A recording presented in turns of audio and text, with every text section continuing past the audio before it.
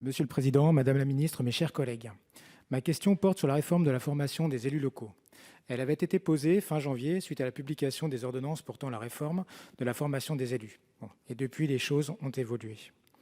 La fin du cumul des droits à la formation sur l'ensemble du mandat, le passage d'un calcul des droits en heures à un calcul en euros, la baisse des droits à la formation de 2 000 € à 700 € par an, ou encore le maintien de la gestion du système par la Caisse des dépôts, en dépit de ses frais de gestion mirobolants, faisaient partie des points de tension ayant entraîné la colère de nombreux élus. Fort heureusement, la commission des lois du Sénat a depuis retravaillé en profondeur les ordonnances et a trouvé une solution plus équilibrée et respectueuse du droit à la formation des élus. Vous avez été, Madame la Ministre, ouverte aux propositions formulées par le Sénat et je vous en remercie. Toutefois, la vigilance doit rester de mise sur 2 points. D'une part, concernant les frais de gestion de la Caisse des dépôts et consignations, vous avez indiqué, Madame la Ministre, que le gouvernement partageait la volonté du Sénat de réduire ces frais. La dématérialisation du droit individuel de formation des élus devrait contribuer à leur réduction. Mais je souhaiterais savoir si vous avez identifié d'autres moyens allant en ce sens.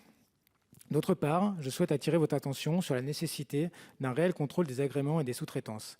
Il est bien d'avoir créé une procédure de retrait de l'agrément en cas d'abus et une interdiction des sous-traitances de second rang, mais encore faut-il qu'un réel contrôle du respect des obligations qui incombent aux organismes soit mis en œuvre.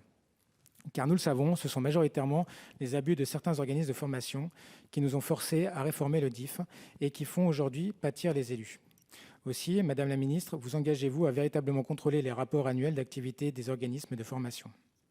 Enfin, je souhaite souligner quelque chose qui ne me semble pas avoir été abordé lors des débats de la semaine passée. Oui, le budget du fonds DIF était déficitaire et nécessitait d'engager des fonds publics, ce qui justifiait un rééquilibrage.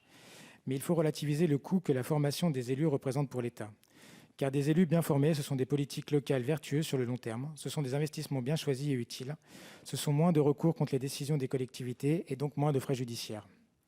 Je suis certain que s'il était possible de calculer ce que coûte sur le long terme un défaut ou une mauvaise formation des élus, les conséquences budgétaires seraient bien plus élevées pour l'État que celles qui sont constatées concernant la gestion du fonds DIF.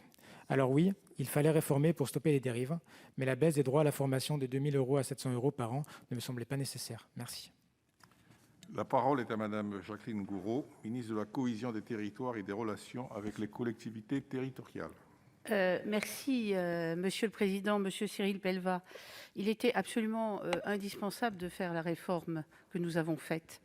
D'abord, je pourrais essayer de répondre à toutes vos questions en disant qu'il y a 2 séries de formation des élus locaux. Il y a celles qui dépendent du budget des collectivités territoriales, puisqu'on peut inscrire au minimum 2% par rapport aux indemnités des élus, qui n'est pas limité, enfin limité jusqu'à 20%. Et puis, il y a le DIF. Et bien sûr, le projet de loi de ratification qui a été adopté, je vous rappelle, par 330 voix exprimées sur 330, montre bien qu'il y avait un besoin très important. Et nous avons renforcé la formation des élus et de très utiles améliorations, comme vous l'avez dit, ont été apportées au texte par le Sénat en plein accord avec le gouvernement. Et loin de fragiliser le droit à la formation des élus, la réforme le conforte dans tous ses aspects, qu'il s'agisse des dispositifs de financement d'accès à l'offre de formation ou de qualité des formations délivrées. S'agissant du financement de la réforme, d'abord, le financement de la formation par les collectivités territoriales elles-mêmes, qui est le premier pilier du dispositif, elle permettra en effet à une intercommunalité de contribuer à la formation des conseillers municipaux selon des modalités très souples, sans pour autant prendre la compétence. Ce dispositif répondra notamment aux besoins de soutien des petites communes qui peinent à faire face aux demandes des élus. S'agissant du droit individuel à la formation, c'est-à-dire du DIF, nous opérons une véritable opération de sauvetage de ce dispositif dont l'esprit a été profondément dévoyé par certains organismes de formation, comme vous l'avez rappelé. Je ne reviendrai pas sur des comparaisons d'ailleurs hasardeuses qui ont été faites et avec des prix de formation de grandes écoles. Le Sénat, lors de l'examen du projet de loi de ratification la semaine dernière, ne s'y est d'ailleurs pas trompé et je remercie les sénateurs d'en avoir saisi l'enjeu, la responsabilité qui est la nôtre. Il faut effectivement changer de système pour éviter des dérives de certains organismes de formation indélicats qui ont conduit le DIF un déficit de près de 11 millions en 2019 et 23 millions en 2020.